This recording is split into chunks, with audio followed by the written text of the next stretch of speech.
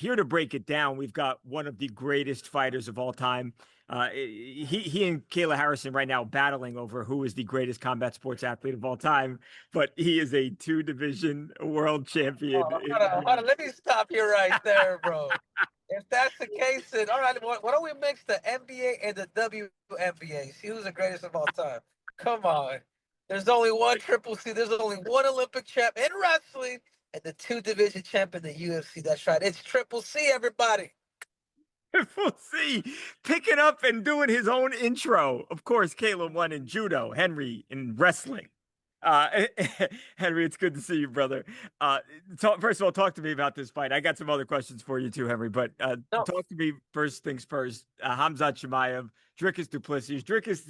He's the champion. He is also the underdog. I think a lot of people have talked about Hamzat like he's the boogeyman, Henry. How do you see this fight unfolding Saturday night? yeah, I mean, it's all going to come down to could DDP survive that first round? If he could survive that first round, because remember, the average time when Hamza Chimaev is able to take somebody down and not get hit is 18 seconds. In other words, he's coming in fast, he's coming in hot, and then obviously his top control, his top game is absolutely ridiculous. So I like to give the analogy of he's a risk taker. He's a risk taker because there's a whole lot of squeezing, even though he's not like throwing crazy punches, but with all that squeezing going on, like if he doesn't get in that first round, I think he's going to be in trouble with DDP, with the king of Africa. Why? Because DDP is just too good, man. He's weird. He's wired different. His style is based on volume and just unpredictability. You know, and I think one of the biggest things with DDP too is the fact that he does do a really good job of getting to his feet and then scrambling. Like he won't stay there like Robert Whitaker did against Hamza Chimaev. Like this guy is he's scrappy, and I think that's the difference. So when I'm looking at this fight, if Hamza gets it done, it's gonna have to be early. If he doesn't get it done early, he's gonna get finished. But if you Wow. ask me, who do I think is gonna take this fight? I gotta go with the South African. I feel like he's just too, and I'm surprised that he's an underdog in this Yeah. fight. The only reason why I say that too because he's always gone 5 rounds. He's Right. gone 5 rounds with just about everybody.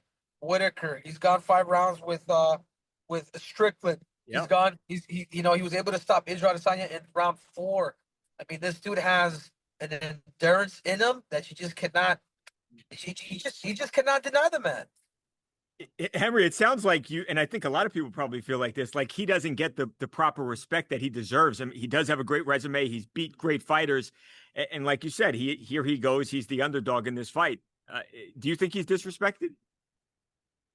Yeah, I would say so. I think people need to start calling him the King of Africa. You know, Yeah. despite he's white chocolate man, but he's the King of Africa. That's how I see it. You know what I'm saying? Like he's got to get that Yeah. respect, and I feel like he's probably a couple fights. He's probably a couple fights away to maybe going up to another division and possibly trying to become a two division champ in the UFC. Wow. Yeah, I think I heard him say, Henry, that he said, "Look, do I think Hamzat probably takes me down? Yeah, but he's not going to hold me down. I'm going to be able to get up." Do you think that does he have the strength? Does he have the technique? Does he have the ability to get up if he does get taken down? He does, and if Hamza's going to be working, the hardest round for DDP is round 1, and maybe the beginning of round 2. But I don't see it. I think as round 2 and then the rest of the rounds go on, the sweat changes everything. Like you're not gonna have that same grip. You're gonna be able to slide off a lot of things. So if I'm DDP, I'm going into that fight already sweaty, hot and bothered, or should I say that? I like that. I like that. So work up a nice sweat backstage before you even get out there and make it hard for him to grab you. Yeah, make them hard to grab you, make them hard to choke you. Be Yeah. slippery going in because these are the little minor things that make the biggest difference, Mike. Or should I say, Magic Mike? I love that. Henry, talk to me about this big deal, this $7.7 billion deal. I mean, when you consider, I think Dana got in like a million, 2 million bucks 20 years ago, and now they're just selling media rights deals for almost $8 billion. Is this a good thing for the fighters, Henry? I know it's a good thing for the UFC. Do you think it's a good thing for the fighters that pay-per-views don't exist anymore? I know obviously that used to be a big source of income for you star fighters. What does this mean for the fighters?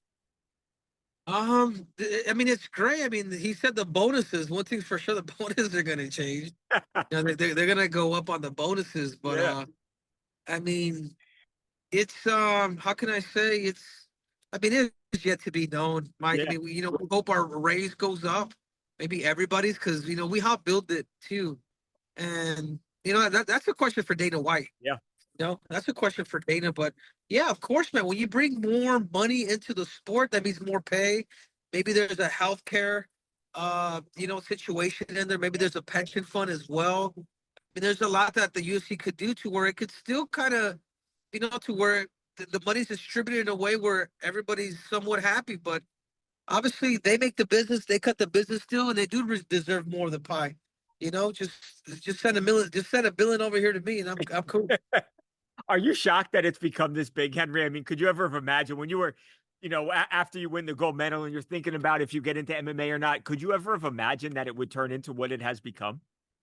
Yeah, at this point, no, I didn't. Yeah. But at this point, I think the UFC, the sport of mixed martial arts, will become the biggest sport in the world in Wow. the next 10 years, maybe even 15 years. Wow. Like I Bigger think than it's gonna. football, bigger than NFL, even bigger than soccer globally? Yes, yes, because it's not a team; it's individuals, and every individual's from different parts of the world, and it's almost like having a team. And it's the closest thing to war. It's the closest thing to combat. And how can you not like sport, especially if you're Christian, Muslim, Hindu, from all these different parts of the world, where it's not based on a team atmosphere, but you're supported by a whole country. Are we going to see you back in there, Henry? Obviously it's been a couple of months now since you fought. It was February. Only 38 years Yeah. old, though. Still, do we get to see you back in there, Henry? Uh, he almost got hit. Yeah, yeah, no, for sure, man. Especially with the 7.7 billion. The 7.7 has a lot to do with me maybe sticking around a little bit longer. It's I would love to take a fight at the end of the year or beginning of next year. I think that's the timeline for me. When I got poked in the eye, man, it's like I'm still actually healing up from it, man. Really? I got a, yeah, I got a hole in it, man. So when I get back on Monday, I've been overseas. I'm gonna go see the doctor and then see if I'm cleared, man. Because it's like it's so hard to damage an eye, Yeah. and yet I have a freaking second hole. I have a hole literally in my damn eye now, and I think that's gonna be permanent forever, dude. Oh gosh, that's Yeah. terrible. I'm sorry that you're dealing with that, Henry. Yeah. Are we talking it like a farewell fight, or is this, hey, I'm going to fight in the late this year, early next year, and I we're was I was going from thinking there? of I was thinking of farewell, but since I heard the 7.7 billion, I think it's time to get some of that money, money. So It doesn't sound too bad. Who would you want to dance with in there, Henry? Especially if it was a farewell fight for a guy like you. I think it obviously it should be a really big fight and a big event. yeah, I would love my rematch with Song. I think the fight started warming up until he put his chopsticks in my eye. You know, so I mean that's if I had my take, I would do that. But at this point, whoever and whatever the UFC wants to give me, man, I don't have leverage as I did before when I was champion. Yep. Let me get you out of here on this one, Henry. Obviously, the story of the break-in and your belt being stolen, that was horrible that you had to deal with that. Forget the stuff just being taken. It's an invasion of privacy. Had they made arrests, Henry? Had they gotten those guys? And did you get your belt back? I guess, most importantly, perhaps. No, no, no, but we did get a print. We do have a print, and it takes several months for that to come out. So Good. that's one of the good things that we did have. So we got the print on glass. So because when he took the belt, it was on a glass shelf. Right. So part of his print ended up hitting the glass. So if he's in the system, we got him. There we go. Hopefully he is. That's great, Henry, man. It was great to talk to you again, and that's an incredible analysis, I think, out there. So for people who are watching this fight, if Hamzat's going to win, it likely happens round one, maybe early round two. After that, big advantage to Dricus du Plessis in this big title fight at UFC 319. Bottom line. Yeah, exactly. And honestly, I'm just gonna say round one. If Hamza wins, I think as once you're sweaty in round two, the game changes. It's not the same.